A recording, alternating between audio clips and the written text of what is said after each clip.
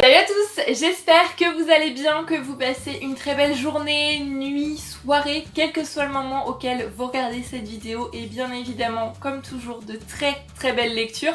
Pour ma part, eh bien, je suis encore une fois très heureuse de vous retrouver aujourd'hui sur la chaîne Booktube pour une nouvelle vidéo revue. Et aujourd'hui, je vais vous proposer un voyage à la fois dans l'espace puisqu'on va partir pour l'Italie, la petite ville de Crémone tout d'abord et puis ensuite on va partir un petit peu à Venise, mais surtout un voyage dans le temps puisque ces deux villes, on va les découvrir fin 17e, début 18e, le tout dans l'univers du violon, de la lutherie, de la musique baroque même plus largement, puisqu'on va parler du livre Les violons du roi de Jean Diwo. Donc moi j'ai une édition parue chez Folio. Alors Jean Diwo à la base c'est un journaliste, c'est entre autres celui qui a fondé Télé 7 jours et qui y a travaillé pendant 20 ans. Mais il a aussi écrit un certain nombre de romans historiques, c'est un auteur que j'ai découvert avec sa duologie La Fontainière du Roi qui était juste magnifique. Une duologie passionnante qui va vous plonger au cœur de la création de Versailles, ces jardins, vous allez pouvoir côtoyer Molière, La Fontaine, c'était juste génial.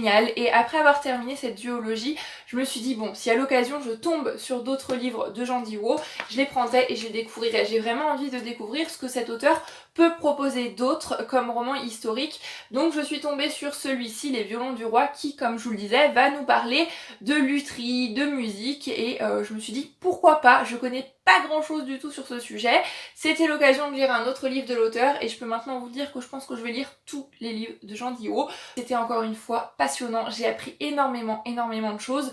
Donc pour vous situer l'histoire, comme je vous le disais, on est à la fin des années 1600, début des années 1700.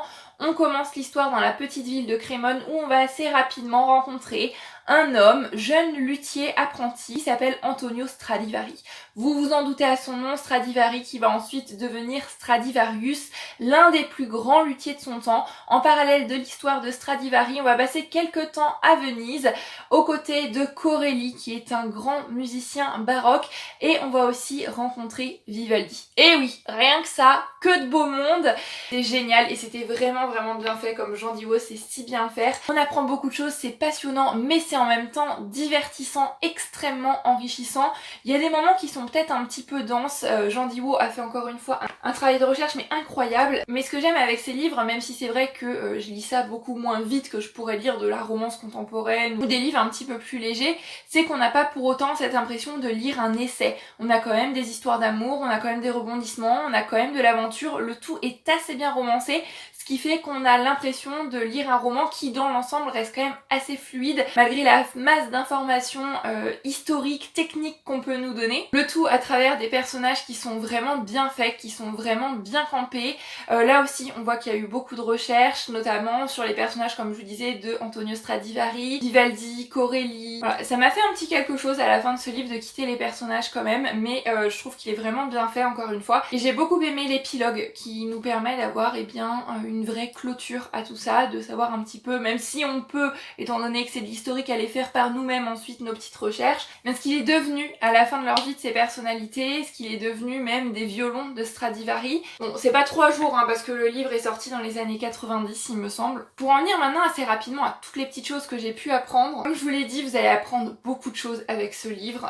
Tout d'abord sur le monde de la lutherie, j'ai appris énormément, c'était passionnant, voilà, sur la manière de faire un violon, c'est vraiment un art, le choix du bois, l'épaisseur du bois, la coupe, tout a un rôle, tout est important pour faire le plus grand violon. Au niveau de la musique, Corelli c'est un musicien que je ne connaissais absolument pas et que j'ai pu découvrir grâce à cette œuvre. C'est un livre qui m'a vraiment donné envie d'écouter de la musique baroque, voilà, de me replonger dans ces classiques de la musique et notamment dans la musique de Vivaldi. J'ai pris beaucoup de plaisir à apprendre à connaître plus, à côtoyer à travers ce roman. Ce qui fait que je ne connaissais pas, que j'ai trouvé absolument incroyable, c'est que Vivaldi est un musicien qui est décédé à Vienne en 1741 et après sa mort, il est tombé mais complètement dans l'oubli et il est revenu, il a réémergé avec la création notamment du micro-sillon en 1950. 1950, c'est pas si loin, c'est quand même assez récent et on se dit que les 4 saisons, maintenant on a l'impression que c'est un classique, que c'est voilà un intemporel, mais de 1741 à 1950 c'était complètement tomber dans l'oubli.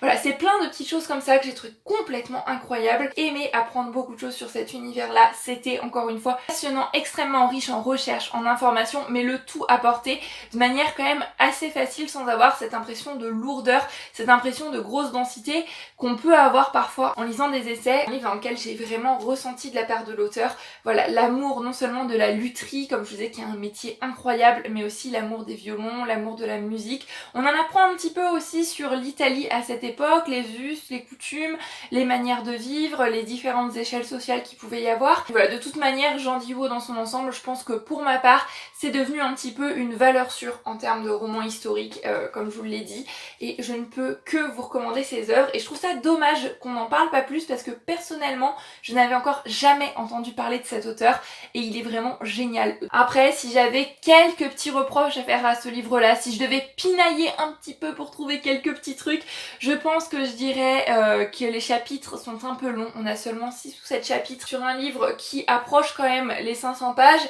Par moment, ça peut être un petit peu long, c'est vrai que des chapitres plus courts ça aurait permis de souffler, ça demande un petit temps d'adaptation aussi au début parce que bien évidemment vous avez beaucoup de noms italiens et parfois il y a des noms qui se ressemblent, donc le temps de remettre un petit peu dans le contexte qui est lié avec qui, de quelle manière, mais voilà, c'est vraiment juste pour pinailler, comme je vous dis, c'est vraiment que des petits détails.